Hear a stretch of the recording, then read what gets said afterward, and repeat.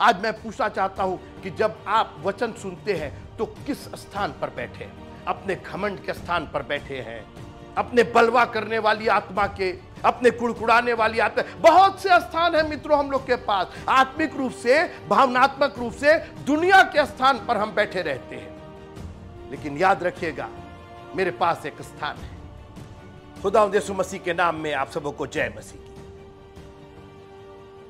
Bible की पुराने नियम की पुस्तकों की सीरीज का अध्ययन हम कर रहे हैं और निर्गमन की जो किताब है उसके आज हम 33वें अध्याय में हैं।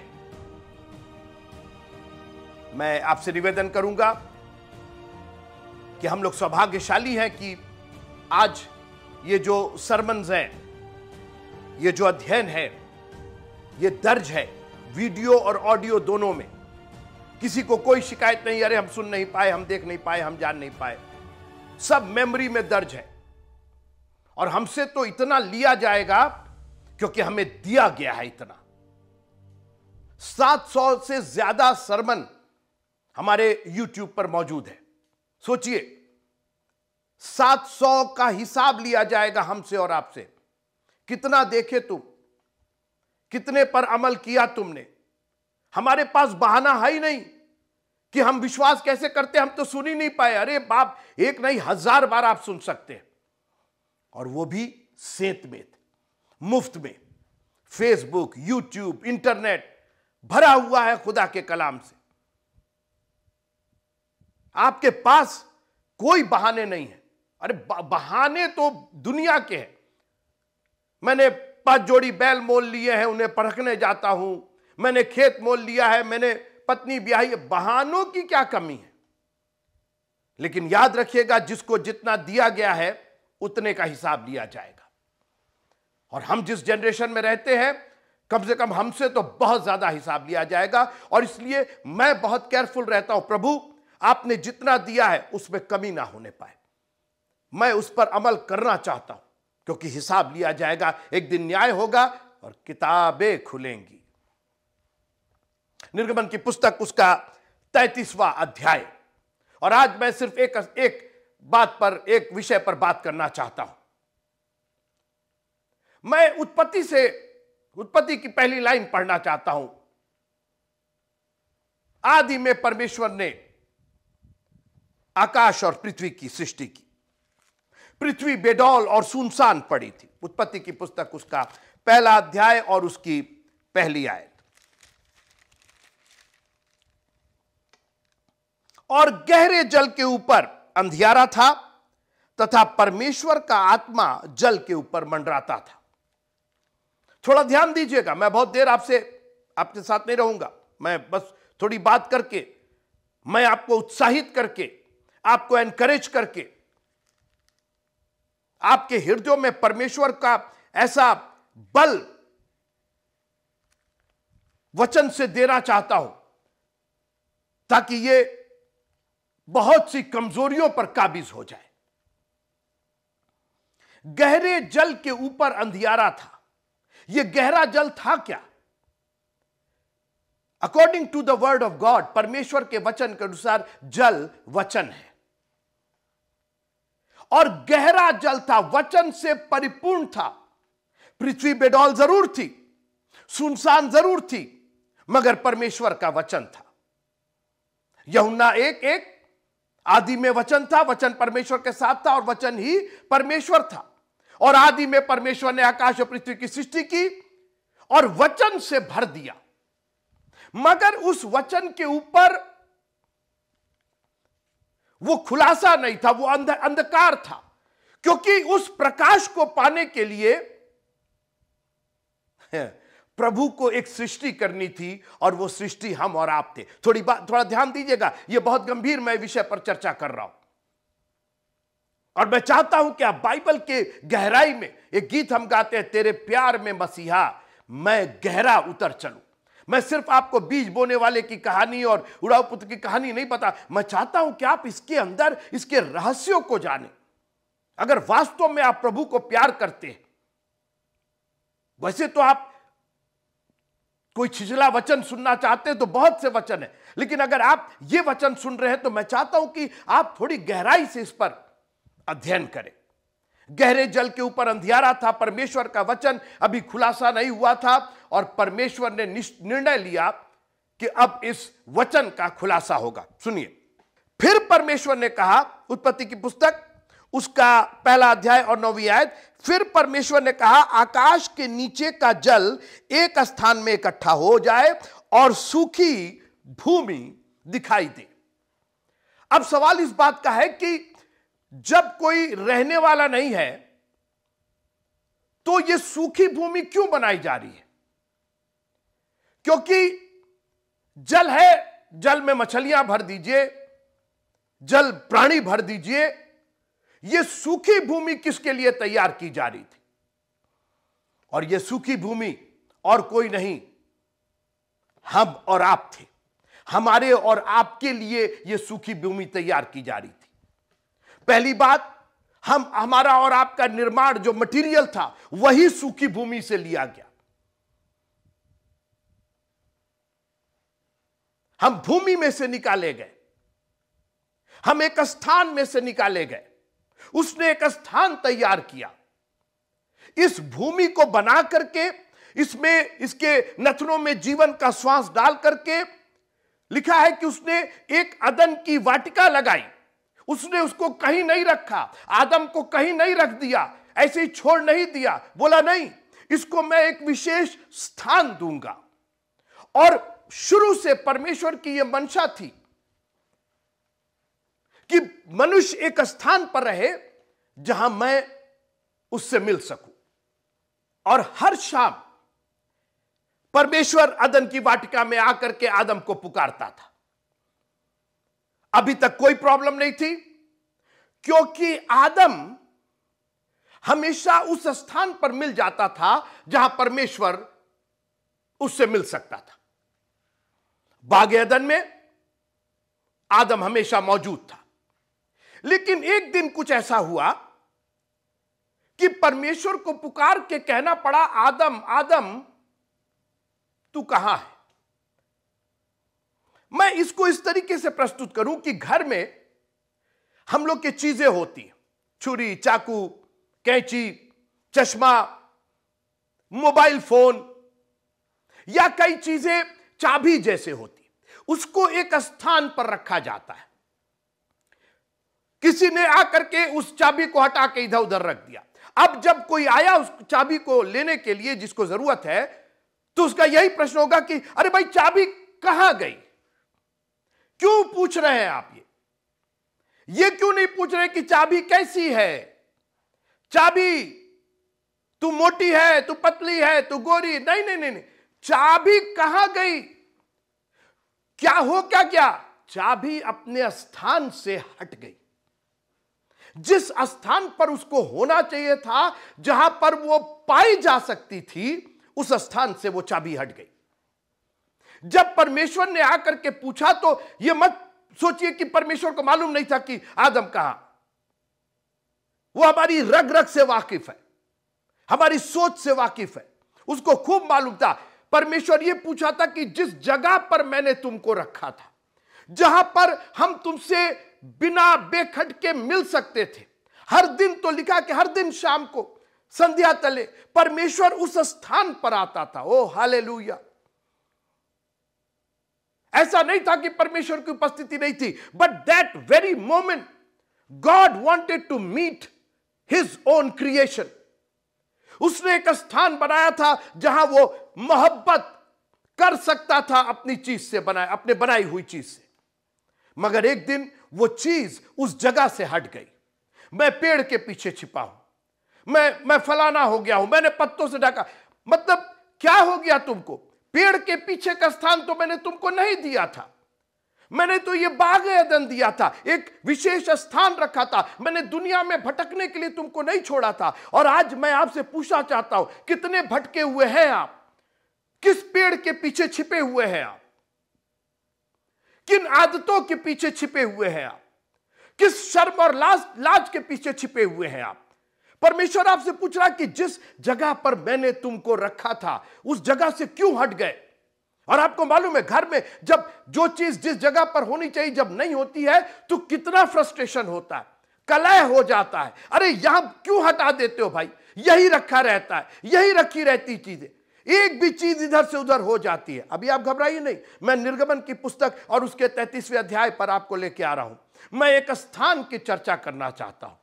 और मित्रों, स्थान, आज सारा आधा बवाल तो उसी का है। बच्चे को प्रथम स्थान मिलना चाहिए, मेहनत किए जा, मार रहे, पीट रहे, ये कर रहे, वो कर रहे, इस स्कूल उस स्कूल, ये टीचर वो टीचर, क्या भाई बच्चे का स्थान ठीक नहीं। अब थोड़ी देर मेरे साथ रहिए। स्थान दो तरीके से, एक फिजिकल स्थान, सांसारिक भौगोलिक स्थान, और एक आत्मिक वर्चुअल जो दिखाई नहीं देता है, मानसिक हृदय का, सोच का एक वो स्थान। और पुराने नियम में भौगोलिक स्थिति स्थान होती थी, मगर वही नए नियम में, क्योंकि वो पुराना नियम दृष्टांत है, पहला कुरिन्थियों उसके 11वां अध्याय पढ़िएगा, वो सब दृष्टांत के रूप में लिखा गया है, पुराना नियम। लेकिन नए नियम में वो सारी बातें आत्मिक हो जाती है। परमेश्वर ने एक अदन की वाटिका बना के उसके एक स्थान पर रखा था, वहां पर रोज मुलाकात होती थी। एक दिन परमेश्वर नहीं हटा था, परमेश्वर अपने स्थान से नहीं हटा था, परमेश्वर उस शाम को भी उसी स्थान पर आकर के खोज रहा है। आज भी खुदावंद आपको उसी जगह पर खोज रहा है। आप हट गए हैं, आप चर्च से दूर हो गए हैं, आपका 10वां अंश आना बंद हो गया है, आपका दुआ करना बंद हो गया है। आप, क्योंकि अब तो आप अपने मन के मालिक हो गए, अब तो आप किसी और की सुन रहे हैं ना, किसी कोई और पेड़ का फल खा रहे हैं आप। आपके तो अपने विचार चलने लगे हैं, आपकी तो अपनी बुद्धि चलने लगी है, और आप हट गए वहां से, और आज आप उस जगह पर परमेश्वर से मिल नहीं पा रहे।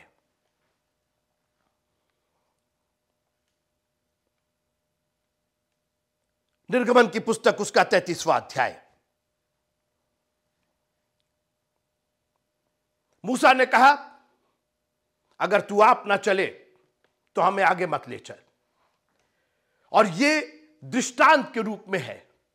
ये आप चलने की क्या बात है? क्या परमेश्वर साथ साथ चलने की बात थी?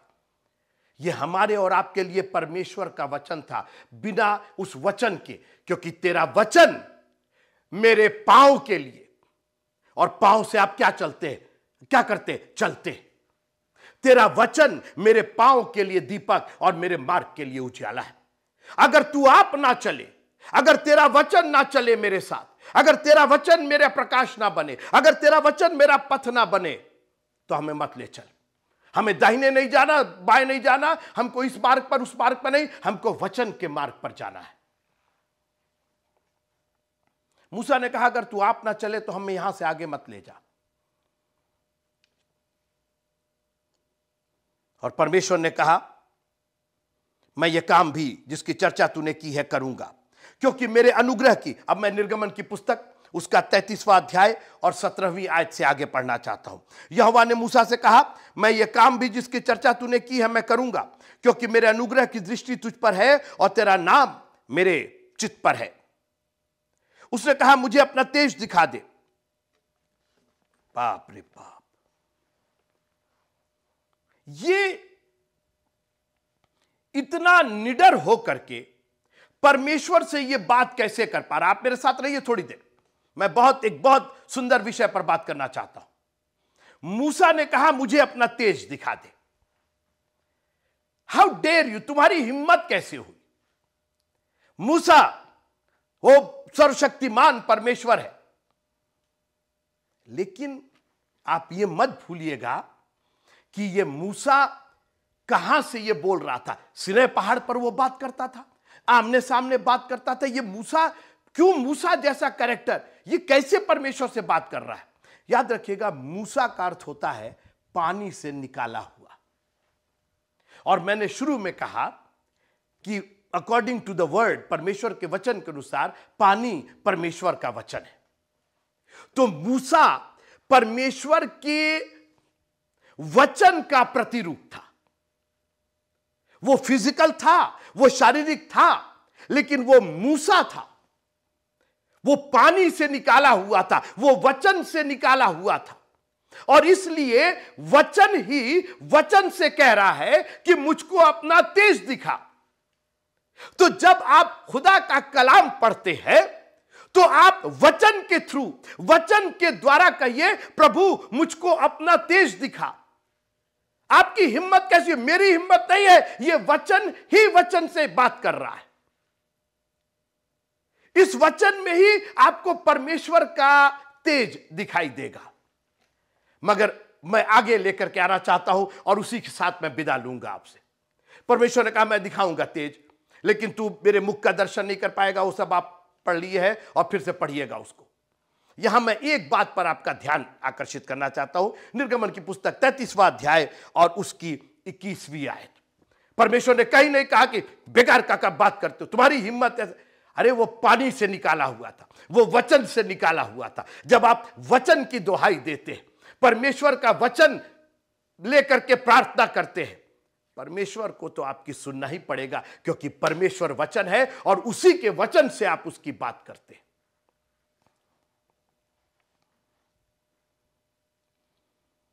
21वां पद, निर्गमन उसका 33वां अध्याय 21वां पद।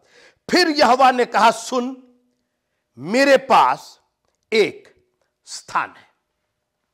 बस मैं इसी पर आपसे बात करना चाहता हूं। सुन, मेरे पास एक स्थान है। अरे प्रभु तेरा धन्यवाद हो। प्रभु ने कहा मैं तुमको अपना तेज दिखाऊंगा, तुम ऐसे मेरे मुख का दर्शन नहीं कर पाओगे, लेकिन मेरे पास एक स्थान है।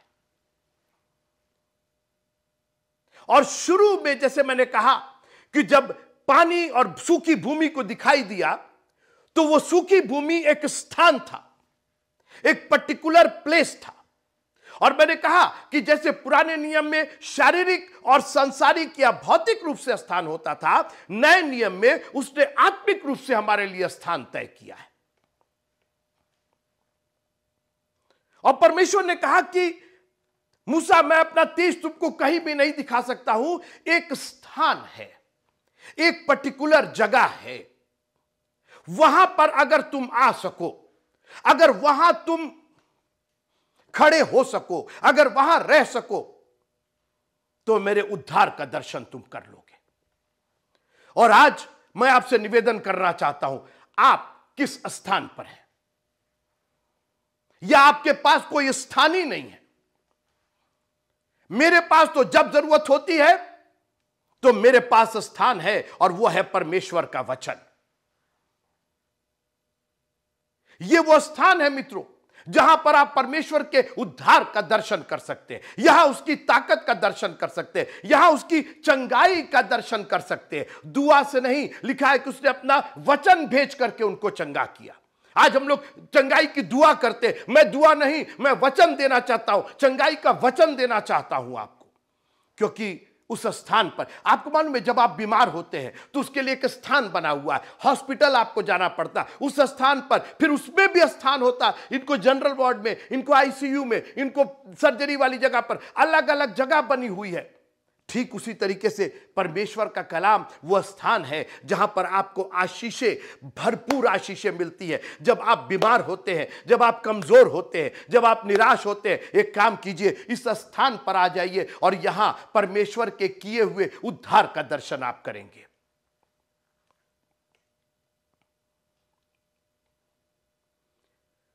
भजन संहिता उसका 91वां अध्याय 91, साम चैप्टर 91 सुनिएगा। जो परम प्रधान के छाए हुए स्थान में बैठा रहे। यह कौन सा स्थान है? यह वो स्थान है जहां परमेश्वर आपसे बात कर सकेगा। यह वो जगह है, एक ऐसी जगह जहां नम्रता और दीनता के साथ जो परमेश्वर ने जगह ठहराई है। यह हमारे और आपके क्रियाकलाप और कार्यक्रम का स्थान नहीं है, यह परमेश्वर का ठहराया हुआ स्थान है।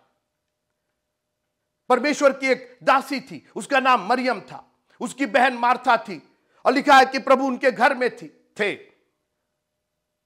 और लिखा है कि मरियम प्रभु यीशु मसीह के पांव के पास बैठी थी।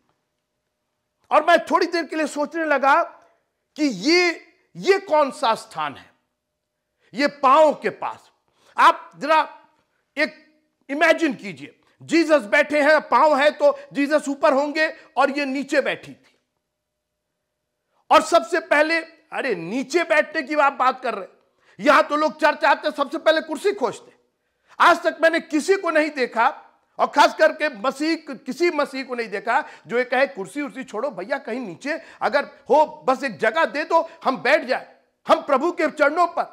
अरे हमको तो सोफा चाहिए, हमको तो लेट करके, हमको तो मोटा वाला गद्दा चाहिए। आज हम अपना स्थान, वो घमंड वाला स्थान,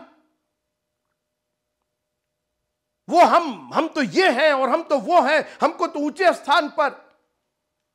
मरियम ने कहा कि मैं तो नीचे बैठूंगी, क्योंकि जब आप नीचे बैठते हैं तो जो बोलता है वो ऊपर होता है। आप उसकी तरफ लुक अप करते हैं, आप उसकी ओर अपनी दृष्टि को उठाते हैं, लुक डाउन नहीं करते। वो लुक डाउन करता, आप लुक अप करते हैं। आप लिखा है कि मुझे सहायता कहां से मिलेगी, मैं नजरें उठा रहा हूं पहाड़ों की तरफ, मुझे कोई सहायता नहीं मिल रहा। लेकिन जब मैं प्रभु की ओर अपनी दृष्टि उठाता हूं, मैं उसकी ओर देखता हूं, मेरी सहायता वहां से आती है। आज मैं पूछना चाहता हूं कि जब आप वचन सुनते हैं तो किस स्थान पर बैठे हैं? अपने घमंड के स्थान पर बैठे हैं, अपने सरकशी के, अपने बलवा करने वाली आत्मा के, अपने कुड़कुड़ाने वाली आत्मा। बहुत से स्थान है मित्रों हम लोग के पास, आत्मिक रूप से, भावनात्मक रूप से दुनिया के स्थान पर हम बैठे रहते हैं। लेकिन याद रखिएगा, मेरे पास एक स्थान है। प्रभु तेरा धन्यवाद हो कि जब हमारा स्थान किसी लायक नहीं रहा, जब हमारा कोई पद नहीं रहा, जब हम सुअरों के बाड़े में थे, वो कोई स्थान नहीं है, वहां तो मेरा कोई स्थान ही नहीं, वो तो सुअरों का स्थान है, वहां पर हम पहुंच गए। आपने गले लगाया और कहा कि घबराओ नहीं, मेरे बेटे हो तुम, तुम्हारे लिए एक स्थान है, इसको घर में ले जाओ, इसको नहलाओ, इसको धुलाओ, इसको अच्छे से अच्छा वस्त्र पहनाओ, पांव में जूती, हाथ में अंगूठी। स्थानीय स्थान दिया उसने हमको, स्वर्गीय स्थानों में बैठाया है उसने। हमारे पास, मेरे पास एक स्थान है।